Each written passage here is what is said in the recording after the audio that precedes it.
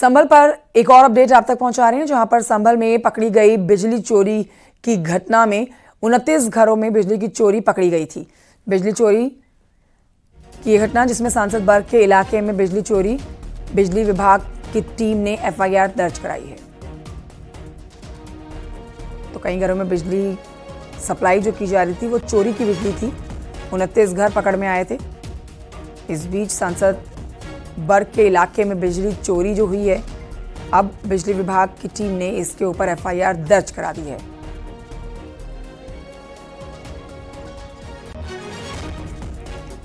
सुनील कुमार और जानकारी देंगे। सुनील कुमार, एफआईआर दर्ज की कराई है बिजली चोरी करने वाले घरों के खिलाफ, इस पर अपडेट्स दीजिए। देखिए, ये संभल के दीपासरा हिंदूपुर खेड़ा में बिजली महकमे ने बिजली की चेकिंग की है, जहाँ 29 घरों में फिर से बिजली चोरी पकड़ी गई है। दरअसल इस इलाके में बड़ी बिजली चोरी की लगातार घटना है। बिजली महकमे की तमाम कार्रवाइयों के बाद में बिजली चोरी नहीं रुक रही थी। वहीं इस मामले में बिजली विभाग ने बिजली चोरी पकड़ करके केस दर्ज कराया है। जी सुनील कुमार, शुक्रिया जानकारी के लिए।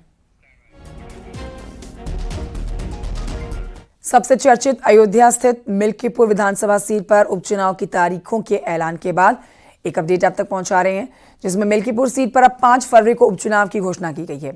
5 फरवरी को वोटिंग होगी। समाजवादी पार्टी के अवधेश प्रसाद मिल्कीपुर से विधायक थे। अवधेश प्रसाद के अयोध्या से सांसद बनने के बाद अब मिल्कीपुर विधानसभा सीट खाली हुई है। अयोध्या लोकसभा सीट जीतने के बाद समाजवादी पार्टी ने दावा किया है कि वो अपनी इस सीट को उपचुनाव में जीत कर दिखाएगी। तो वहीं बीजेपी ने पलटवार किया है कि हाल ही में हुए उपचुनावों की तरह मिल्कीपुर भी बीजेपी ही जीतने वाली है। इस पर संपूर्ण रिपोर्ट देखिए। और जो तुष्टीकरण की नीति है उसको एक बार से जवाब देने का काम जनता ने बना लिया। सबसे चर्चित अयोध्या स्थित मिल्कीपुर विधानसभा सीट पर उपचुनाव की तारीखों का ऐलान हो गया है। मिल्कीपुर सीट पर दिल्ली विधानसभा चुनाव के साथ 5 फरवरी को उपचुनाव की वोटिंग होगी। 5 फरवरी को मतदान होगा और 8 फरवरी को नतीजे आएंगे। इस चुनाव के लिए 10 फरवरी को अधिसूचना जारी होगी। वहीं 17 जनवरी को नामांकन की आखिरी तारीख होगी। Last date of making nomination will be 17th of January. Scrutiny on 18th of January, withdrawal 20th. These are the statutory periods of time which is given. Date of poll is 5th and counting is 8th, and 5th again we have very deliberately kept. We are doing elections in by polls also in Milkipur in UP. UP की 9 सीटों पर हुए उपचुनाव के बाद एक बार फिर से एसपी और बीजेपी में फाइट देखने को मिलेगी। मिल्कीपुर सीट पहले एसपी के पास थी और इस सीट से एसपी के अवधेश प्रसाद विधायक थे। उनके फैजाबाद से सांसद बनने के बाद ये सीट खाली हो गई, जिसके बाद अब इस सीट पर उपचुनाव हो रहा है। एसपी ने इस सीट से अवधेश प्रसाद के बेटे अजीत प्रसाद को उम्मीदवार बनाया है। हालांकि बीजेपी की तरफ से अभी तक प्रत्याशी के नाम पर कोई फैसला नहीं हो सका है। मिल्कीपुर उपचुनाव पर अखिलेश यादव का कहना है कि कुंदरकी और मीरापुर उपचुनाव में वोटों की लूट हुई। सरकार ने पुलिस के जरिए वोटों की लूट की और अब मिल्कीपुर का दावा किया जा रहा है। वहीं बीजेपी प्रदेश अध्यक्ष भूपेंद्र चौधरी मिल्कीपुर उपचुनाव में बड़े अंतर से जीत दर्ज करने का दावा कर रहे हैं। कुंदरकी का जो वोट की लूट हुई, जो पुलिस प्रशासन के माध्यम से वोट पड़वाए गए, जो वीडियो निकले, तस्वीरें आई, उससे आम जनमानस जान गया कि इन्होंने चुनाव नहीं कराया, इन्होंने पुलिस के माध्यम से वोट लूटे हैं। और वही सरकार कह रही है कि अगर कुंदरकी जीत सकते हैं तो मिल्कीपुर क्यों नहीं। विधानसभा के उपचुनावों में लोगों ने उस भ्रम को निकाल फेंका है और उत्तर प्रदेश में भारतीय जनता पार्टी 9 में से 7 सीटें बड़े अंतर से जीती है। और इस बार भी निश्चित रूप से जनता ये दिखा देगी कि आज की जो स्थिति है, समाजवादी पार्टी की जो विभाजनकारी और टकराव की नीति है और जो तुष्टीकरण की नीति है, उसको एक बार से जवाब देने का काम जनता ने बना लिया। बीजेपी अपनी पूरी ताकत मिल्कीपुर में झोंक चुकी है। बीते 45 दिनों में सीएम योगी आदित्यनाथ अयोध्या के 15 दौरे कर मिल्कीपुर जीत की सियासी बिसात बिछा चुके हैं।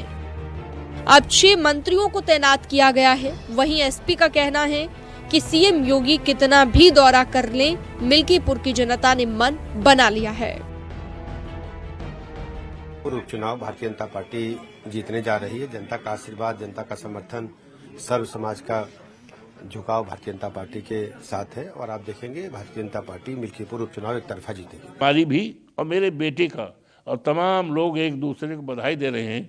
समाजवादी पार्टी के कार्यकर्ता मिठाइयाँ बंट रही हैं कि बहुत अच्छा है और अजीत भैया को और माननीय अखिलेश यादव जी को इतने वोट से यहाँ से जिता देंगे कि 27 में जब विधानसभा का चुनाव होगा तो उस चुनाव का जीत का रास्ता मिल्कीपुर से बनेगा। अयोध्या वाली सीट पर लोकसभा चुनाव में बीजेपी को एसपी के अवधेश प्रसाद के हाथों हार का सामना करना पड़ा था, जिसके बाद अब मिल्कीपुर सीट बीजेपी के लिए नाक का सवाल बनी हुई है।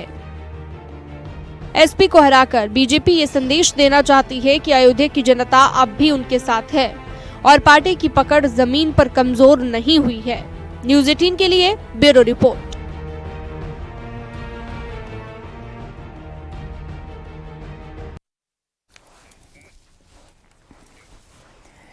तीन नए आपराधिक कानूनों को लेकर गृह मंत्रालय में बैठक हुई है। गृह मंत्री अमित शाह की अध्यक्षता में मीटिंग हुई है। इस मीटिंग में सीएम योगी भी मौजूद रहे हैं। तीन नए आपराधिक कानूनों को लेकर ये मीटिंग जो हुई है उसमें मुख्यमंत्री योगी आदित्यनाथ की मौजूदगी आप देख सकते हैं। इस बैठक में गृह मंत्री अमित शाह ने कहा है कि यूपी के सभी 7 कमिश्नरेट्स में 31 मार्च 2025 तक और पूरे प्रदेश में जल्द ही नए आपराधिक कानूनों का 100% कार्यान्वयन सुनिश्चित हो जाए। अमित शाह ने कहा है कि उत्तर प्रदेश के हर जिले में 1 से अधिक फॉरेंसिक मोबाइल वैन उपलब्ध हों। कुल 0 एफआईआर में से कितनी एफआईआर राज्यों को स्थानांतरित की गई, इसकी नियमित मॉनिटरिंग हो।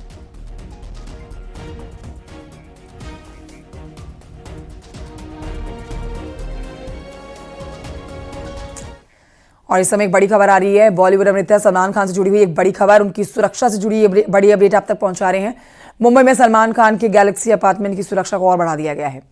सलमान खान के मुंबई के बांद्रा वाले गैलेक्सी अपार्टमेंट में उनके घर की खिड़की और बालकनी अब पूरी तरह से बुलेट प्रूफ कर दी गई है। सलमान खान ने अपने बालकनी तक पूरी तरह से इस एरिया को बंद करा दिया है और बुलेट प्रूफ ग्लासेस लगवा दिए हैं। यही नहीं, सलमान खान के घर के चारों तरफ हाई रेजोल्यूशन सीसीटीवी कैमरे इंस्टॉल किए गए हैं।